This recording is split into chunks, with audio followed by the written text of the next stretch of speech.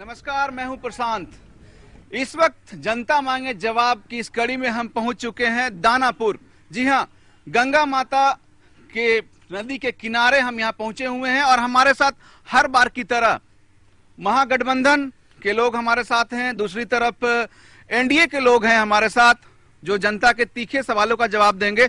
और आप देख सकते हैं बड़ी संख्या में दानापुर की जनता हमारे साथ यहाँ पे मौजूद है, जो इस क्षेत्र के विकास को लेकर सवाल पूछेगी। आखिर क्यों वो किसी को वोट दे, इसका सवाल पूछेगी। कौन करेगा उनका विकास, यह सवाल पूछेगी। सबसे पहले चलते हैं पब्लिक के पास ही। हमारे वार्ड पार्षद श्री दीपक कुमार जी हैं।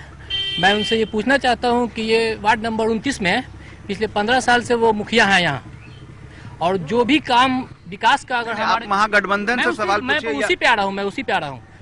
हमारे विकास का जो भी काम अगर हुआ है तो वो मुखिया के द्वारा ही हुआ है, और ये भली भांति वो जानते हैं। जो भी काम अगर विकास का हुआ है हमारे वार्ड नंबर 29 में, जो लगभग 4000 की आबादी में आती है वार्ड नंबर 29, वहाँ जो भी काम हुआ है तो नगर पालिका के द्वारा ही हुआ है। तो आज फिर वो क्यों विधायिका के साथ हैं?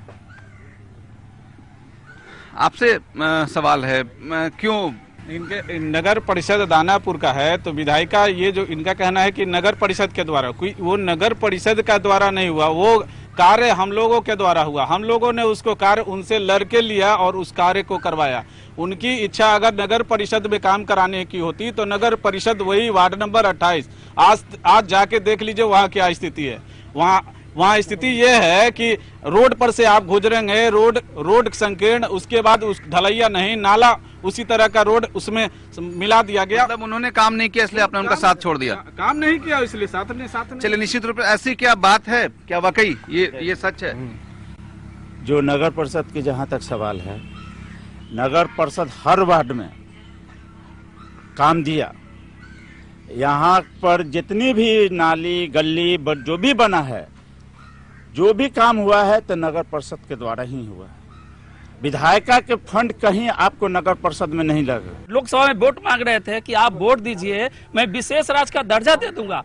अब कहाँ गया विशेष राज्य का दर्जा? काला धन। विशेष, जब लोकसभा चुनाव हो रहे थे तो विशेष राज्य का दर्जा देने की बात उठी थी, एनडीए के द्वारा कहा गया था, लेकिन अब तक इस पर कोई कार्रवाई नहीं हुई। हमारे भारत के प्रधानमंत्री, हमें तो गर्व होता है कि प्रधानमंत्री के रूप में हमें जो चेहरा मिला है, हमें उन पे गर्व करना चाहिए। बिहार आके 1,25,000 करोड़ रुपया जो उन्होंने दिया है बिहार को, उसके बाद 40,000 करोड़ अलग दिया है। इनको पहले वाला पैसा ही खर्च करके ये बताते हैं कि क्या होता। ये बोल रहे हैं कि हम ये फंडा जो है ये बोकस है, ये पैसा मिला उला नहीं है, ये राजनीति कर रहे हैं। तो आप इस चीज को मांगने के लिए ही क्यों गए थे? सवाल है रीपैकेजिंग करके हमारे प्रधानमंत्री जुमला बाबू जो रीपैकेजिंग किए हैं, जो बिहार की योजनाओं की राशि है, 87% राशि पुरानी योजनाओं की है, उसमें मात्र 17% राशि नया दिया गया है। और ये भी कितना समय में दिया जाए इसका कोई लिमिटेशन नहीं है। 5 वर्ष में मिलेगा कि 10 वर्ष में मिलेगा। पैसे नहीं खर्च करने की जहाँ तक बात केंद्र सरकार की तरफ से लगाया जाता है, तो वह केंद्रीय एजेंसी को काम करना है, उसमें बिहार सरकार का कुछ लेना देना नहीं। दानापुर विधानसभा से अभी तक ले जो भी हम लोग कभी भी वोट दिए विधानसभा दानापुर में, हम लोग रामदीचक निवासी हैं, और हम लोग जो भी कार्य करते हैं, जितने भी सरकारी कार्य है सब पटना में होता है। जितना भी कार्य है सब पटना जिला में होता है। कोर्ट में एफिडेविट बनाइए, मतलब चाहे कोई ऐसी व्यवस्था होनी चाहिए। दानापुर के लोगों को हर काम के लिए पटना जाना पड़ता है। थाना नंबर 1 पटना सदर में पड़ता है। जो भी लोग थाना नंबर 1 में है, भले सीमान है, थाना नंबर 1 का रेवेन्यू थाना है, भले ही दानापुर विधानसभा में कुछ पार्ट, ये थाना नंबर 1 का नहर के इधर का कुछ पार्ट दानापुर विधानसभा में है, लेकिन उनका अंचल और प्रखंड कार्यालय सदर। इसके लिए क्या कोई प्रयास नहीं किया गया कि एक ही जगह लोग? ये 15 साल शासन में है, जनता के तरफ से बहुत सारा सुझाव आते रहता है कि आपको करना है। वहाँ की भौगोलिक स्थिति है, सारा चीज ये इधर करते हैं, सारा लैंड रेवेन्यू टैक्स आप जो दे रहे हैं नगर परिषद को, लेकिन आपको अंचल का काम होगा, बीडीओ का काम होगा तो आके जाना होगा। 25 साल से सत्ता में है नीतीश कुमार जी, इसके लिए कुछ किया ही नहीं आज तक। नीतीश कुमार पहला बार कहे थे कि पक्का पुल बना देंगे हम, नहीं तो वोट मांगने नहीं आएंगे दियर में।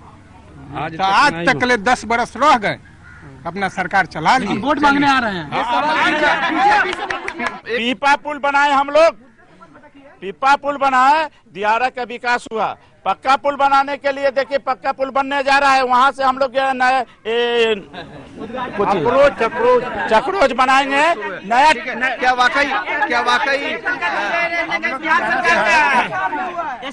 हम लोग दियारा से आए। क्यों पीपा पुल सवाल उठा, क्यों नहीं? देखिए जहाँ तक ले पीपा, सुनिए ना, जहाँ तक पीपा पुल का सवाल है तो पीपा पुल बना, लेकिन पीपा पुल बना तब जब जिस दिन लालू जी मान लेते कि उद्घाटन किए थे, उस दिन कहे थे कि 2 महीना रहेगा माने पुल, वंचित रहेगा दियारा के लोग, और छठ के पहले पुल लग जाएगा और फिर माने उतना 15 जून के बाद माने खुल जाएगा। दियारा को अगर डेवलप किया जाए, गंगा किनारे को अगर डेवलप किया जाए तो गोवा की स्थिति यहाँ बन सकती है, पर्यटन में बढ़ावा होगा। सबसे पहले महागठबंधन से पूछेंगे कि आखिर क्यों प्रयास नहीं किए गए इसके? जहाँ तक संभव हो सका लोकल प्रतिनिधियों के द्वारा। पहले हम लोगों के यहाँ, आप पहले ही जान चुके हैं कि कटाव के कारण दियारा की स्थिति बहुत खराब है। पहले हमारे यहाँ 12 पंचायत थे, अब घट करके 6-7 पंचायत रह गए, सारे लोग विस्थापित हो गए। पहले जो हम लोगों की सरकार थी उसमें बोल्डर पिचिंग हुआ करता था। बीजेपी और एनडीए की जब सरकार बनी तो उसके जगह पर बोरा का प्रावधान किया गया। पूछ सकते हैं आप, बोरा का प्रावधान किया गया, और बोरा का प्रावधान किया गया, सरकार की पैसा खर्च होती है और बोरा से काटा।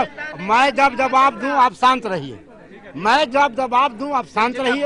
आप तो ये बोरा के प्रावधान से कटाव रुकता नहीं, और जो हमारे रघुवंश बाबू के प्रयास से जब तक रामकृपाल जी हम लोगों के एमपी थे पार्टी के, दियारा में 125 किलोमीटर पीसीसी का काम उनको पकड़ के हम यहाँ भी दियारा में जब भी ये काम हुआ, दियारा वासी भली भांति पूरी तरह से अवगत हैं कि दियारा में जो भी कटाव को प्रथम बार किसी ने रोकने की चेष्टा की तो वह हमारे सांसद श्री सीपी ठाकुर जी ने किया। उन्होंने पूरे गांव में गंगहारा के पास उसको गांव को घेरने का प्रबंध किया, बोल्डर गिराया, वहां रोड बनाने का काम, जो ढलैया रोड आज दियारा में पहली बार अगर कोई देख रहा है तो वो प्रथम सीपी ठाकुर जी के देन है, वो दियारा, और वो भी बीजेपी विधायक। और हमारा ये दावा है कि बीजेपी जैसे ही सत्ता में आएगी तो वो पूरा दियारा का हम लोग डेवलप करने का हम लोग के योजना में है कि उसको किस तरह से गोवा बनाया जाए। खैर जो भी हो, अब हम दूसरे इलाके में चलेंगे, दूसरे विधानसभा में क्षेत्र जाकर वहां के जनता से जवाब मांगेंगे। फिलहाल दानापुर से हम विदा लेते हैं। कैमरा पर्सन विकास के साथ प्रशांत कुमार, लाइव इंडिया, दानापुर। देख लिया है बहुत तेरी सरदारी रे, अब तो हमारी बात